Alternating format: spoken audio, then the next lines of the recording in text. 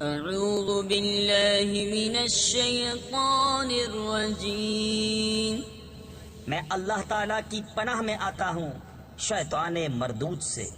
بسم اللہ الرحمن الرحیم، اللہ کے نام سے شروع جو نہایت مہربان رحم والا۔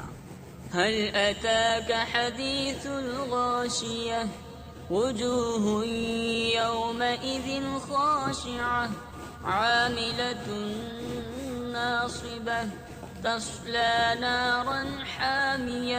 بے شک تمہارے پاس اس مصیبت کی خبر آئی جو چھا جائے گی، کتنے ہی منہ اس دن ذلیل ہوں گے، کام کریں مشقت جھیلیں، جائیں بھڑکتی آگ میں۔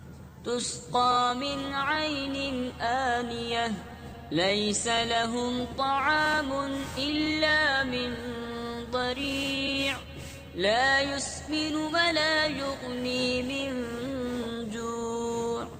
نہایت جلتے چشمے کا پانی پلائے جائیں، ان کے لیے کچھ کھانا نہیں مگر آگ کے کانٹے، کہ نہ فربہی رائیں اور نہ بھوک میں کام دیں۔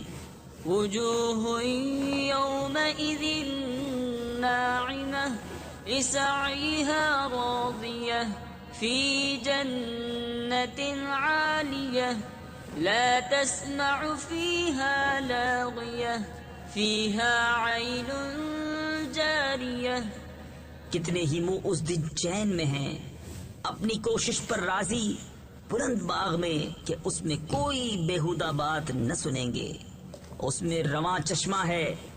فيها سرر مرفوعة، وأكواب موضوعة، ونمارق مصفوفة، وزرابي مبثوثة۔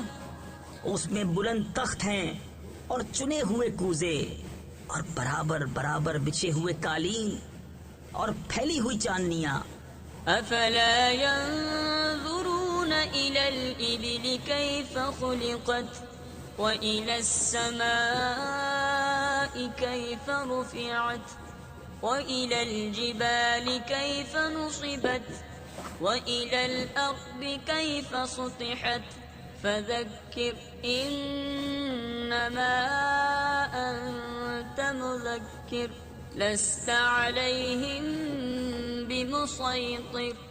تو کیا اونٹ کو نہیں دیکھتے کیسا بنایا گیا، اور آسمان کو کیسا اونچا کیا گیا، اور پہاڑوں کو کیسے قائم کیے گئے، اور زمین کو کیسے بچھائی گئی؟ تو تم نصیحت سناؤ، تم تو یہی نصیحت سنانے والے ہو، تم کچھ ان پر کروڑا یعنی نگہبان نہیں۔